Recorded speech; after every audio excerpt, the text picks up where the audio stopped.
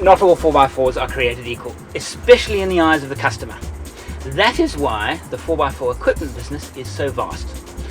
When somebody buys a 4x4 and walks into the showroom, when they take the vehicle away with them, they immediately start thinking about how they're going to change it. Because customizing a 4x4 is part of the excitement of off-roading.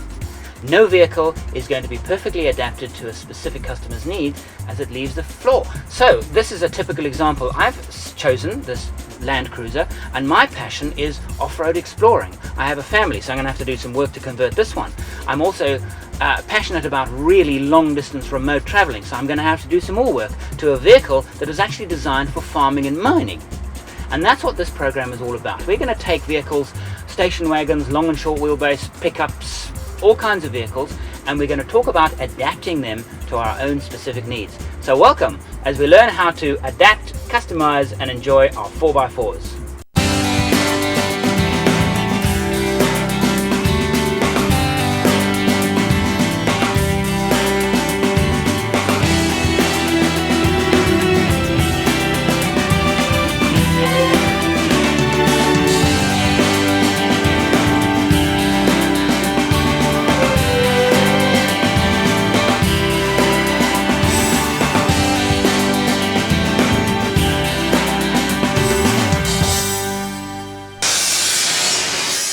This might sound bizarre, but the day I collected my pickup from the dealer, I took it to a place to be cut up. This is Miano and Sons in Krugersdorp. They've been cutting up Land Cruisers for longer than just about anybody else, and I have entrusted my vehicle to them. To put it very simply, they cut the back off the cab and the front off the load bay. Then they construct the rear passenger compartment, which they fit in between. One of the most complex parts of the conversion is a part not seen, only felt. The floor is lowered. This has the effect of giving more space for backseat passengers, sitting at a normal height. The load bay is trimmed and a choice of canopy is available. All parts are steel. There is no fiberglass in this construction. After 6 weeks, the final result emerged, and it already had attracted some admirers. So, from a not-so-ordinary Plas Bucky, Miano and Sons create an exceptional platform for an expedition vehicle. It has all the attributes for such a vehicle. High payload, therefore long range. Live axles? Maybe it's just me, but a true off-roader has live axles, front and back. Unquestioned reliability, room to pack lots of holiday stuff, and 5 seats in a roomy cab. In fact, there is so much space in the back that even the biggest station wagons cannot compete. Land Cruiser is designed for a life on the farm or a life down the mines. I'm not going to be using it in those environments. I am going to be using it exploring the outback. The suspension on this vehicle is designed to be comfortable on the open road, but actually a little uncomfortable on very rough surfaces, and that is to prevent drivers inadvertently overstressing the vehicle. So the first modification I'm going to make, I'm going to change the suspension.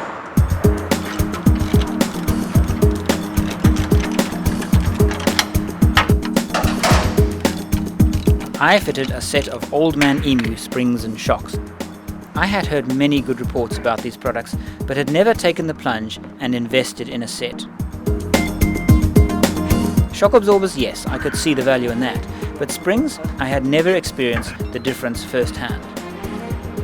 What a revelation this turned out to be. This Land Cruiser is marvellous on the open road, comfortable, stable. On corrugations it's nothing sort of brilliant, and in undulating terrain the axle travel must be double what it was before. If it can do this much for this vehicle, I can only suppose it has a similar effect on others. Of all of the pieces of equipment you're going to fit onto your vehicle, I think the most important is the pair of shock absorbers. The moment you load your vehicle, particularly if you load the roof, for a safety's sake, replace the shock absorbers. The standard shock absorbers supplied with the vehicle are not designed to do what you are going to do with your vehicle. I don't care what vehicle it is, I'm including all of them. Why gas?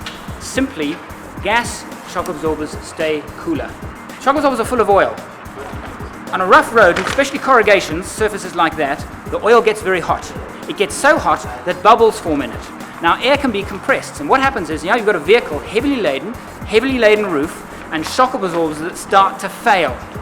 And now you have a dangerous situation. Gas shock absorbers don't die as they get hot. And it's bloody sulfur.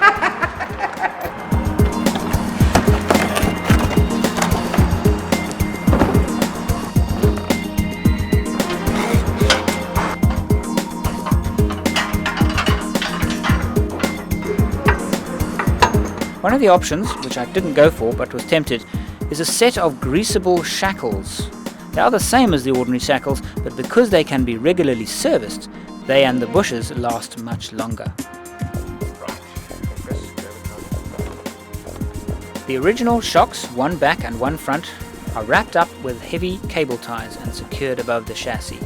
This means that at any time, in the event of a shock failure, I'm always carrying a set of spares.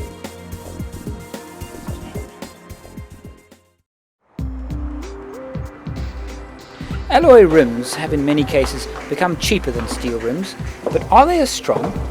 I've heard conflicting reports. I would say, all things considered, steel is probably the better choice for off-road use. But in my case, I wanted good looks. The standard split rims on the Cruiser are, to put it mildly, ugly. The guys at Tiger Wheel and Tyre thought so too. If the truth be told, it's cosmetic. There's no real other reason to change the wheel rims. Well, maybe not. I am going to go for a wider tyre. It enables the vehicle to be travelling on a lower tyre pressure, and a lower tyre pressure is going to give me better comfort. This new Toyota 5-stud hub is now common to all Land Cruisers. I've learned through sore experience on how valuable it is to keep the air that's going into the engine as clean as possible. I'm going to fit a safari snorkel. That's the main reason why I'm going to do it. I want to keep the air cool and clean. I'm not into going into deep water, although obviously the safari snorkel has that ability to protect the engine from water when wading deeply. This is where I have to do a little more chopping and cutting. A large aperture is cut into the fender through which the safari snorkel will pass. There are two options on top.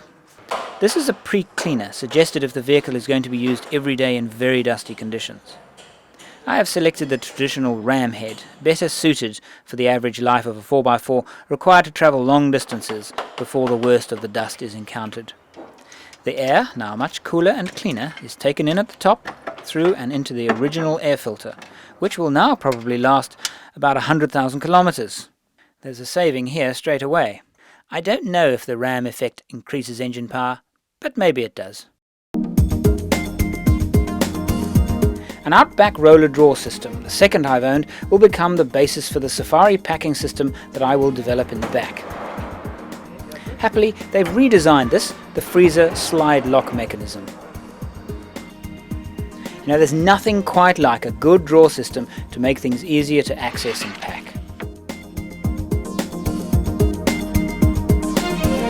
Stuart Bailey designed and built an axle protection plate. It bolts on and is similar to this more familiar version fitted to a Defender.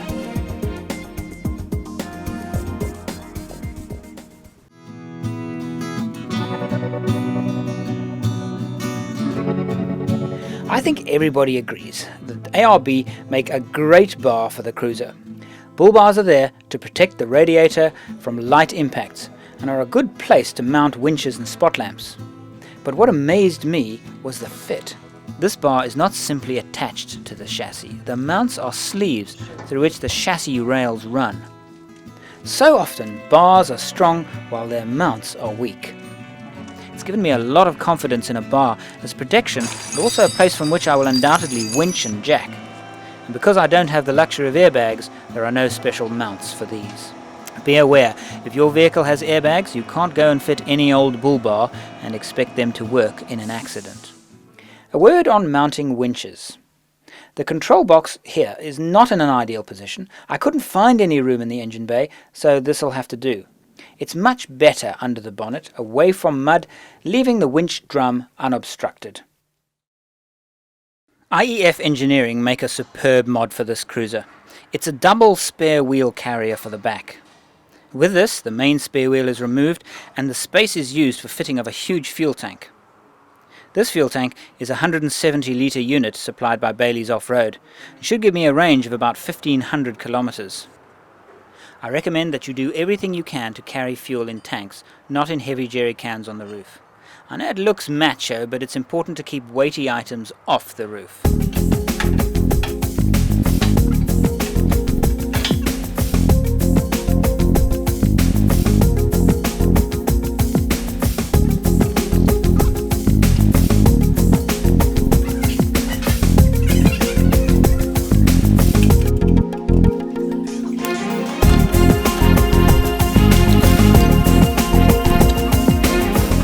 The wheel carrier is a particularly robust and well-engineered piece of equipment. Back to the tank. Baileys have done away with the traditional fuel pump to transfer fuel from one tank to another. Instead, they fit a simple valve, much more simple and dependable, doing away with the notoriously unreliable electric pumps.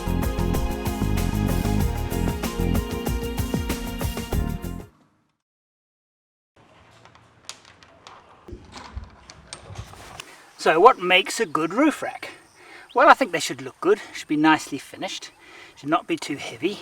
I've chosen Outback roof racks, front gutted system, rear gutterless system. A couple of reasons why I chose Outback is they're light, they're strong, very practical in that you can simply slide nuts and move all the bits and pieces, hooks and eyes all over the place, and you have a lot of freedom, a lot of versatility.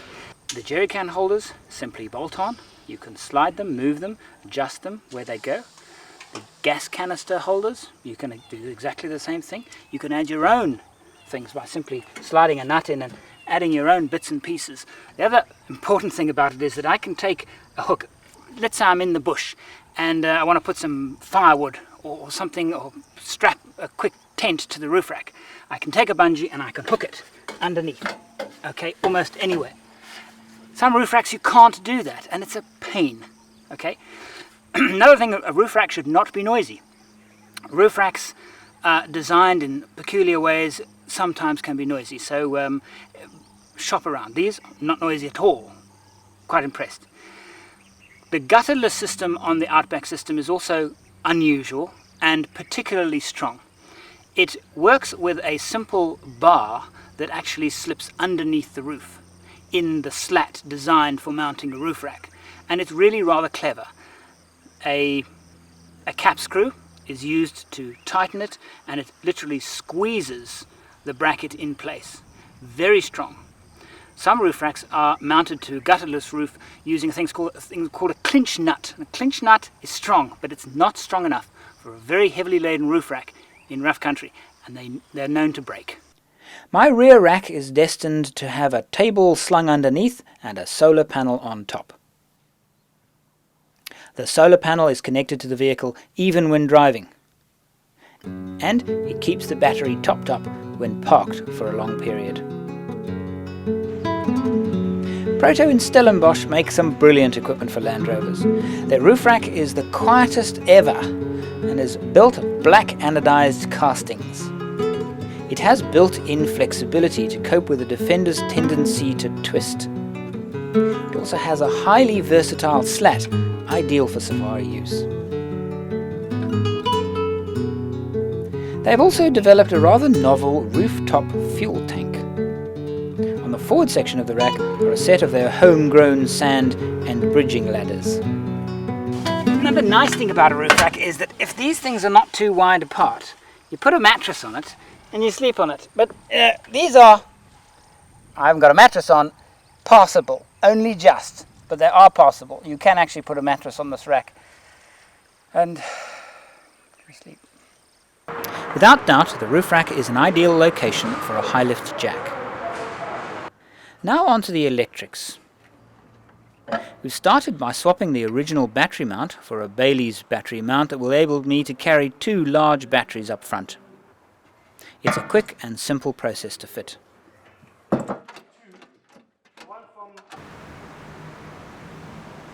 Meet Steve Searle. He's an electronics guru in Cape Town and fits and advises on vehicle and marine electrics. This particular battery, they are specific for the engines, for the cold cranking capabilities. You must have a look at that. If you replace a battery as a deep cycle or semi-deep cycle for an engine of this size, it's important to get the cold cranking rating correct. In other words, you might find if you put a normal deep cycle battery into this vehicle, you'll find if it's in the morning and the battery's slightly down and it's cold, it would battle to turn the engine over, hence the cold cranking capacity. This is a twin post battery. It's got your normal posts, and then it has a threaded post for your auxiliaries, which are very handy as well. Some of these semi-deep cycle and full deep cycle batteries have a breathing port, just like this one over here. This is not just a breathing hole. They've mounted in here a flash breaker. Now, with the nature of batteries, when batteries are charged, they produce hydrogen. It's the way it happens. It's a chemical reaction, and part of that reaction is a release of hydrogen. What they've done is they've put a breathing hole to release the gas out of here. And if there is an ignition in this area where there's a little bit of hydrogen, the flash breaker will prevent the flame from going back into the battery. So it serves as a breathing hole, but also they've protected it very carefully. Some of the batteries have these little holes on the side over here, and if you have a plate across there, be careful not to squeeze them shut. What happens then is that they're blocked off and the battery bulges out because it can't breathe, and then damages the casing. The cells split and you have mixture in between the cells of the liquids.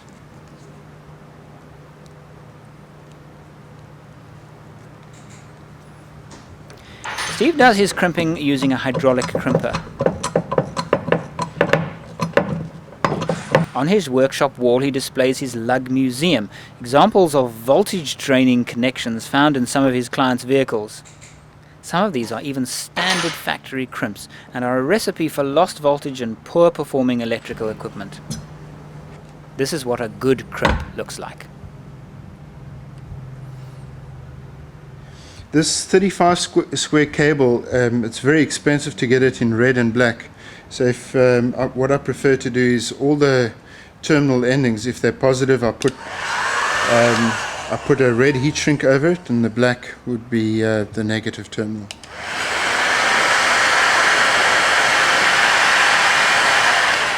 What this does is it also waterproofs the lug. Often the lug has got a hole in the top there, so it stops water from getting into that and also getting into the cable itself. What I prefer to do is run all the negatives around, especially the heavy cables, around in between the battery and the chassis, like this one here, and all the positives on the other side. This positive lead will run from here to the regulator over here. That is so that if there is an impact on the side of the vehicle, the negatives can pinch and short out, but the positives must be on the inside. It's a little bit of safety thing. If I can do that, that's the way I normally route the cables. To handle the three batteries, we fitted a Gemini split charge system. I want you to start by saying, I like the Gemini system because... And then how much do I get? You get to live.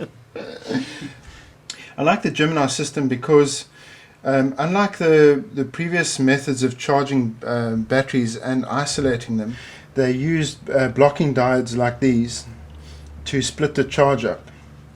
What it basically does is it allows two batteries to be charged simultaneously without actually physically or electrically being connected to each other. The problem with these diodes are that there's invariably a voltage drop across them, and under load the diode can drop as much as half a volt or 0.6 of a volt. And we can measure that droppage. If we measure the diode under load, that will be considerably more, up to about a half a volt. For the full deep cycle batteries want to be charged at least 14.2 to 14.4 volts. And if our standard alternator is charging at 13.8 or 14 volts, and we take 0.6 away from it, we'll find that it puts it out of the actual bulk charging bracket or voltage. So the conventional alternator with thin wires and these diodes and deep cycle batteries we'll be looking at, instead of a charge of 14.2, we'll be looking at a charge of 13.2. And the battery is not going to get more than 60% full at that. With the Gemini system, they use MOSFET technology. These are MOSFETs. They can handle extremely high current. These particular ones can do 50 amps each. So they put a few of them in the device, been refined, and it's highly reliable. The main thing with the MOSFET is that there's no drop in voltage across it, or very little drop in voltage. In fact, there'll be less than 0.1 of a volt drop across it. So we're already going to see an increase in the charge, particularly when charging 2 batteries. Ready? When you start up, the full charge goes to the start battery for the first half a minute, and then after 30 seconds it then switches in the auxiliary batteries. There we go, the charge has now come up there. So it's charging into the auxiliary battery 15-16 amps, and it's charging into the start battery 20 amps. It's a Land Cruiser, so we're using a Nippendenza alternator, and the Nippendenza switches off at 14.1, and you'll see the charge would be off now. It's come down to 9 amps there, and we're still charging 21 amps into the battery at 14.1 volts, which is slightly higher than the normal alternator. Your standard Bosch alternator will probably switch off at 13.9 or 13.8 volts. Okay, this battery here is linked to the rear battery, and it's on the auxiliary charging side. You can see this voltage here sitting at 14.02, and it's stable. And now we'll measure the rear battery and see if there's a drop in voltage. You see the rear one here is 13.98. So we're in a drop here of 13, we're in a drop of 0.2 of a volt. So we're losing 0.2 of a volt, even though we're using 25 square cable from this battery to the front, we still drop 0.2 of a volt. So this battery will take a little longer to come up to voltage than the one in the front. Comes a time when the vehicle leaves the 4x4 equipment center and arrives in your own workshop or garage or your own environment where you can work on it yourself. For me, that's the best part about this whole process. I noticed that in the back of this vehicle, the temperatures in there get very, very hot on a hot summer's day. So the first thing I'm going to do is I'm going to blacken all the windows out with solar film. This is a good idea with station wagons too. I've done it with a number of mine, and it definitely keeps the temperatures inside the vehicle cooler, and particularly keeps the sun off the fridge. First thing you do, I've already done that side, now I'm going to do this side. Having measured and cut it, best way of separating the backing is to use your teeth. And then what I do, I'm sure the seasoned experts will laugh at this, but this is what I do, and it seems to work quite well. I stick the top corner before I spray on soap. I stick that like that, make sure it doesn't come off. Then I take a strong solution of washing up liquid, and I spray the window. And then I spray the sticky part with the soap. Peel it back. As I do that,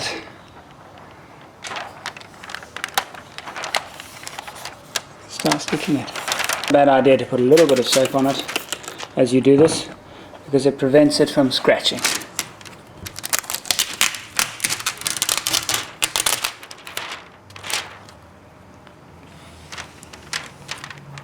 Now after you've finished, then just leave it to dry before you clean it. The instructions on the box are interesting, and I'm sure they'll help you as well. They did me. Cleaning your glass surface. Number 2, cutting solar window film, size according to your window glass surface. 3, spraying out the soap water on the solar window film. And 4, my favorite, cleaning the glass at all. To congratulate you are a successful installer. Part of the refinements we're going to make to this vehicle, apart from the obvious like sound systems, is sound deadening. Now, this particular product works very, very well. I've done it with Land Rover Defenders. They're a bit noisy. This vehicle is also a little noisy. Sound deadening pads with a sticky back. and they mold onto whatever surface you wish to put them.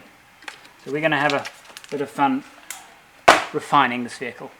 Most important place to get the sound deadening material to sit firmly is here, the firewall, as high as you can go and as wide as you can go. The trick with the sound deadening material is to warm it up. A hairdryer works perfectly. Even a lead light works. Warming it up allows it to bend and mold without cracking. Mold it into the surface. Work it as high up the firewall as possible, into all the nooks and crannies.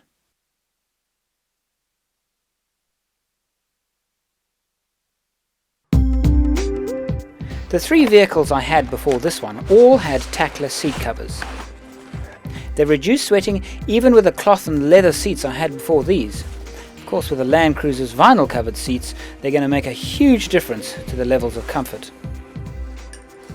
They're very easy to fit, and if they're not available off the shelf, Tackler will custom make for any vehicle.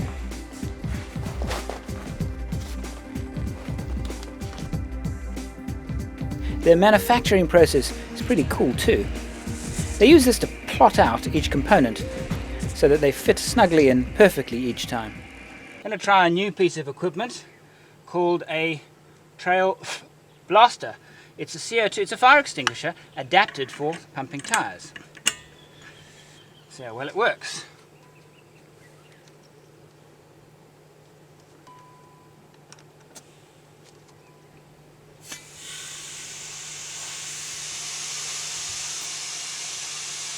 That's impressive. Let's see what we're doing here. We're already at 1.5 from 1 bar. That's quick.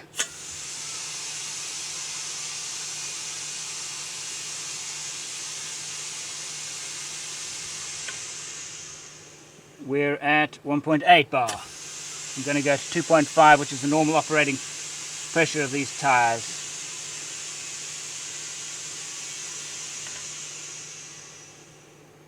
.2.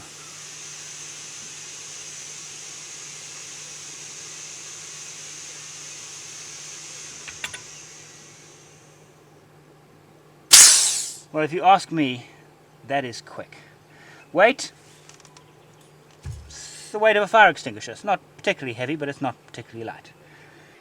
Nice heavy mud flaps to replace the original ones, to protect the back of the vehicle and the trailer if you're towing on fast dirt roads. The reason for the chain is that now if I'm going off-road, by lifting it up like that, whoops, and using a plastic tie to secure it, it prevents me inadvertently reversing over it. And if I do that, it'll rip it off. Ah, look at this. Proto developed this, a removable mud flap using sliders normally used for attaching awnings. Neat, isn't it?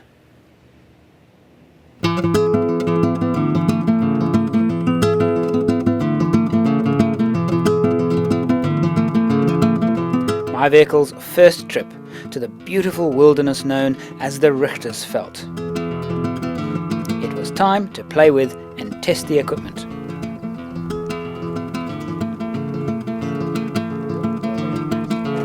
Okay, this is a very, very messy campsite. It's a real campsite. I haven't dressed it, I haven't made it look good. We're playing with the stuff we fitted to the car. We've got a new canopy on the Colt. We've got a new tent here. I've got a brand new tent. We're experimenting with all of the stuff that we fitted to the vehicle. And some things I think are working so well. Other things are frustrating me a bit. I think maybe it's a time now where I can talk about some of the things that I've now fitted to the vehicle prior to this trip. First thing is I made a simple board. This was very easy to make. It's plywood, aluminium frame. It's screwed together and it fits there while driving. It's got cords that hold it down, so it's a ready-made table. Like a station wagon, when you drop that tailgate down, you've got a place to make tea. This vehicle doesn't have that. This is to do that job, and it's great. Really nice.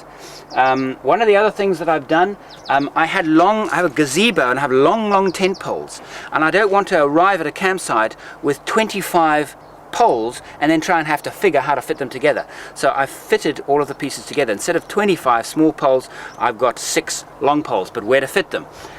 Up here I've got a drain pipe. Basically it's a standard sewerage pipe.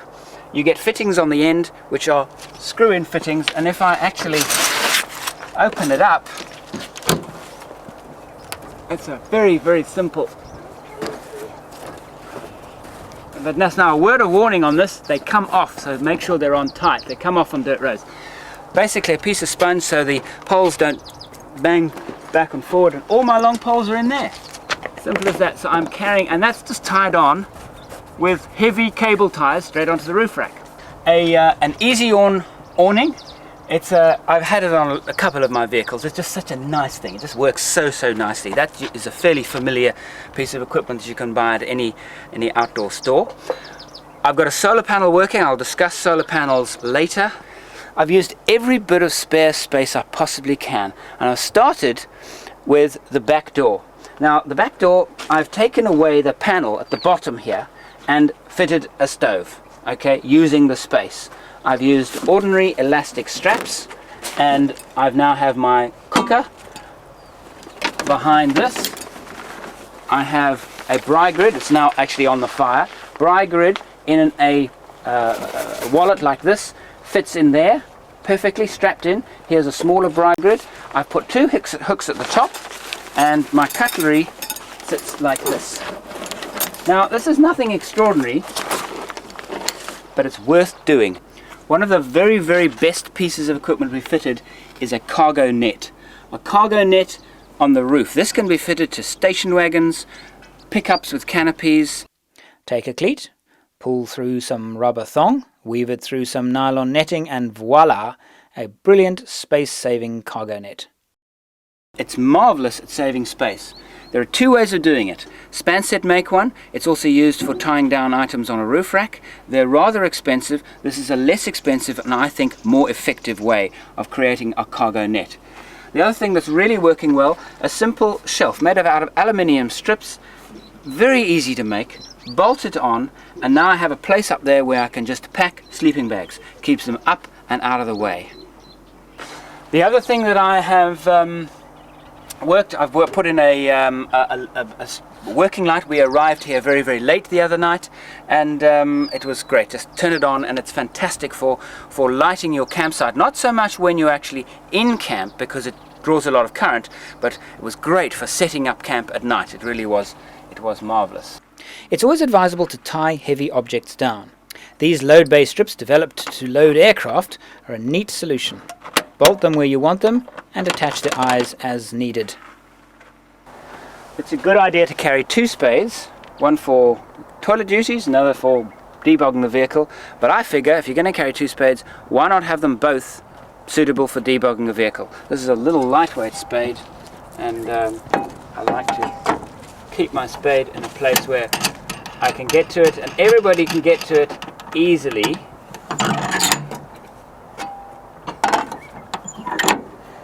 And my second recovery shovel up the top.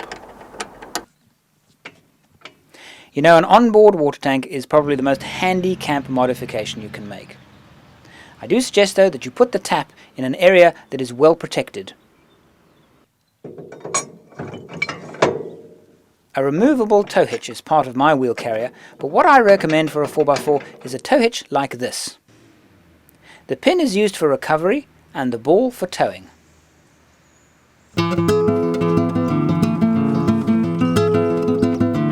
Now let's go and take a look at another type of canopy.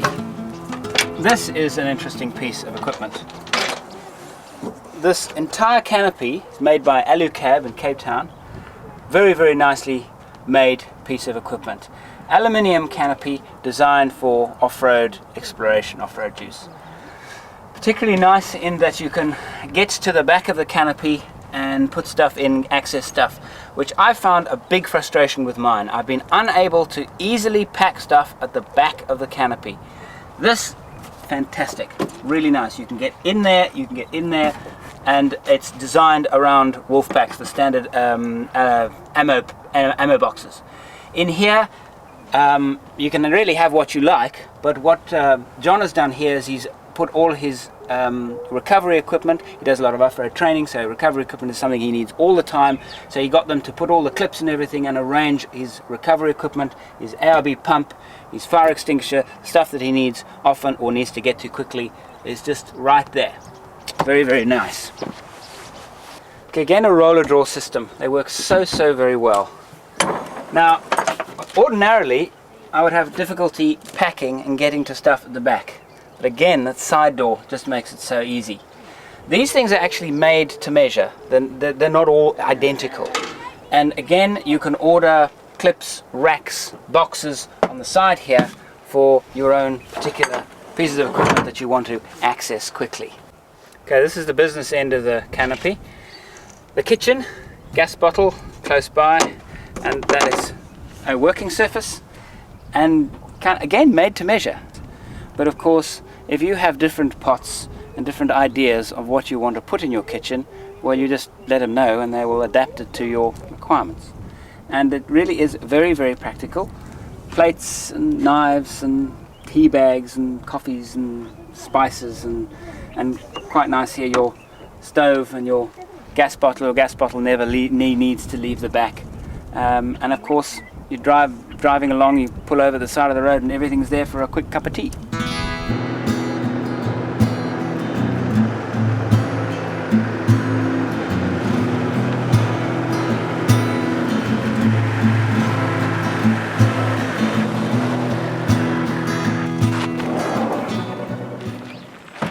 Here's another idea for packing. What I've taken is demo boxes, any similar box. I've marked each one with a number. Number denotes person. Our clothes are kept in these. I've also used the area behind the angle on the slider, so I can get to it easily. They interlock. I take the bungee and so now it's easy to get to and easier to put back in the vehicle. During our trip we've been using two fridges, a freezer and a fridge, and of course we've been struggling with electric power. I've been doing some studies into solar panels. This is my first attempt. It's been very, very successful. What I've done is I've got 6 meters of heavy cable. When connecting solar panels, heavy cable, don't use light cable. And I connect it in there, and I can take this off to the sun. What I have here is a very ordinary 60 watt solar panel. What I've done is, the back I've put in one of these Hella sockets. So I plug that in there. Now, go and find some sun. Now you can lean it up against absolutely anything. Tent pole, chair, doesn't really matter. Okay. The secret with getting the most out of a solar panel, and they are very, very sensitive to the angle that the sunlight hits them. Look at the shadow and make sure the shadow falls directly behind the solar panel. This is a 60 watt unit. On a sunny day, it's giving me about 3 amps. That's making a significant difference. We've been traveling now for 6 days. I know that it's made a significant difference, and this is very crude. This is the simplest way you could possibly make a solar panel work for you. Now I'm going to show you a little bit more sophisticated, but a very highly effective way of getting solar panels to work. I honestly believe that solar panels and the world of 4x4s have come of age. What I've got here is a new panel. It's made by Sanyo, and this is the panel that I've had for 12 years. And this panel has served me fantastically. But it's always been a bit of a problem because it's a bit big for the current it can produce. This new technology panel is, okay, it's twice the size, just over twice the size of that panel, but it produces well over 3 times the current. It also produces it better in low light. Here are some little comparative. This is a multi-crystalline panel that I've already been using. Okay, my old panel, this here, and I'm getting 8 on the 7 on the RPM scale. And this is, it's rainy weather, and here is the HIT cell, the new one, and I'm getting 9, sometimes flicking to 10. Okay, now this weather is truly foul, so what we're going to do is we're going to compare the one panel with the other. Now no panel works well in this kind of weather. So let's make a comparison, see what happens. First, we test our new panel. The charge meter indicates half an amp. It's operating at just 6 watts. Now my old panel. It's not registering anything. Too low to be on the scale. So we measure the voltage on another meter. 0.2 millivolts across the shunt. So that is producing 8 times more current than that. Yes, it's twice the size. It's actually slightly more than twice the size, but 8 times more current in low light. This is a very simple way of measuring how bright it is, and it's a constant, so we can make comparisons. And at the moment it's sitting at about 10, which is 10% sunlight. To try and get more out of the panels in the dim light, we move them and tilt them at an optimum 35 degrees. Things are getting a little bit better. We're looking at about 27-28% sunlight. Let's go and see what the panels, how they're going to perform. The new panel delivers 7.3 amps working at 95 watts. My old crystalline panel is delivering just over an amp. That's 13 watts. We spent the morning frustrated because the DC converter stopped working. The new panel isn't a 12-volt unit that would be required for vehicle use, so we needed this piece of equipment to take accurate measurements. So I didn't come to any measurable conclusions, but to say that now a panel small enough to fit on a roof rack can deliver enough energy to easily cope with both my freezer and fridge. Now, while this Fanta is really nice and icy cold, I can tell you something about this fridge. It's not working at its full potential. And the reason for that is it's packed in a trailer. This is only my opinion, but I believe it's a bad idea to have a fridge in the trailer. It gets a lot more bumping and shaking than it does in the back of a vehicle. But most importantly, the battery in the trailer battles to receive a full charge because of the thin cables running from the vehicle to the trailer in order to charge the battery. No matter how elaborate some of the power and charging units fitted to trailers these days, they all suffer from one main shortcoming. And it's this connection. And the length of cable from the battery in the front of the vehicle, an alternator, all the way to the back of the vehicle, through thin cables to this, more thin cables, all the way to the battery. The voltage drop is so significant that the battery in the trailer never receives 100% of its potential. I'm going to try something now. I don't know what's going to happen. I don't know when we're going to find out. But we've been traveling together now for 6 days, and some of it has been through horrific dust, particularly in the riverbed, the Orange River. The dust has been really, really severe. My vehicle is fitted with a Safari snorkel. The vehicle with me has not been. We've both got about 11,000 kilometers on the vehicles, new vehicles, and both have been traveling in similar circumstances. Yes, it is true that I've been on this trip ahead most of the time, so the vehicle behind me has been taking in a little bit more dust, but I want to see how well the Safari snorkel works and take out the air cleaners and see what happens.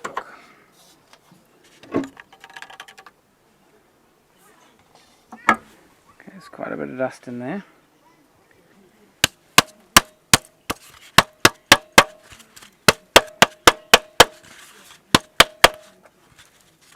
Okay, tilt down. Just tilt. Okay. That's the stuff that has come out of the filter. And then let's go and try it now with the other one.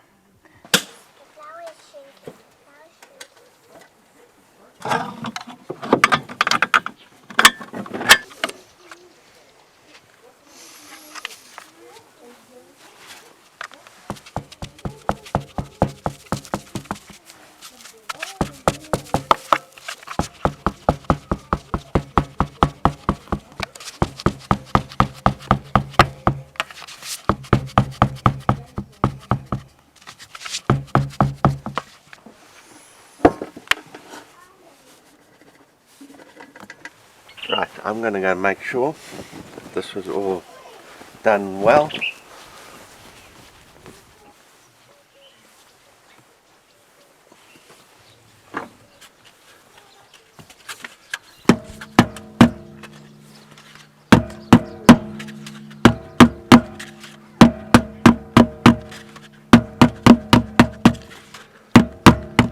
You've got hardly nothing in here. There's nothing. There you go, I didn't set it up. 2 vehicles, similar operations, one with a Safari snorkel, one without. I'm pleased that I had a safari snorkel on my vehicle. I mentioned earlier that I had once paid a high price for dirty air in the engine. This is what my turbo looked like after dust like this clogged the air filter. The dust blocked the filter and an over-rich air-fuel mixture destroyed the turbo.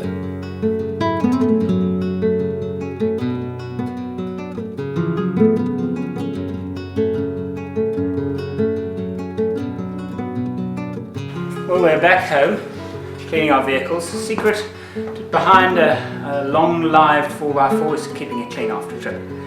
Reflecting on the successes and failures of the trip, well, no real failures. A couple of things we would like to change.